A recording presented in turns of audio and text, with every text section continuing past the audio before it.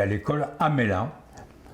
À Mélan, je suis allé d'abord à l'école maternelle et ensuite à l'école élémentaire, qui était dans la même maison, c'était dans l'ancienne mairie de Mélan, le premier étage.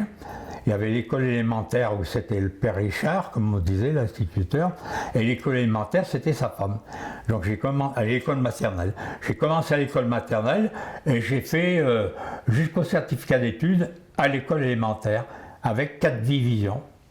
Mélan, il y avait une cinquantaine de paysans, et il y avait le haut de Mélan où il y avait déjà quelques belles villas, mais autrement, il devait y avoir 1300-1500 habitants. Donc c'était un village agricole. Quand la guerre a débuté, je devais avoir 37, 38, 39, 40. J'avais 3 ans et demi. Je me suis rendu compte que quand j'ai commencé à avoir 7 ans, et quand il y a eu la journée avant la libération de Mélan, avec ma grand-mère, on entend un bruit de chenilles et tout, on regarde sur la route devant la villa, 2 chars américains, ils stationnent, ils s'arrêtent, il y avait un poste d'essence en face, effectivement, et puis nous, la villa, elle était juste en retrait. Donc on va voir, évidemment, moi c'est la première fois que je voyais des chars, et ma grand-mère peut-être aussi, ils descendent, tout ça, c'était des Noirs, serrer les mains, bravo les Français, chocolat, bonbons, corned-beef, impeccable, et puis après, tout en parlant, ils font comprendre à ma grand-mère qu'ils allaient tirer au canon sur les Allemands qui fuyaient du côté de Domaine. Donc ils se sont installés, ils se sont mis à tirer au canon.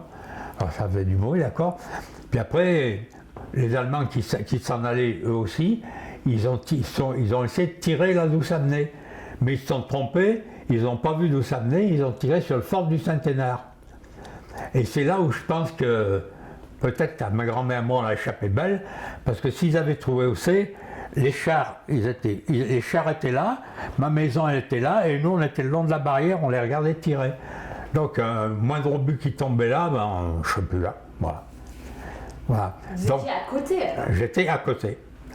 Et en même temps, ben, après dans la nuit ils sont partis pour continuer à pourchasser les Allemands, et le lendemain matin il y avait officiellement la libération de Mélan. Donc je retourne vers l'école, à la mairie. Devant la mairie, ça pétait de partout. Il y avait le maquis, ils étaient descendus avec leurs mitraillettes, ils tiraient en l'air, la victoire, tout ça. Le drapeau tricolore à la mairie. Mon instituteur qui était très dans le coup, honoré et tout ça.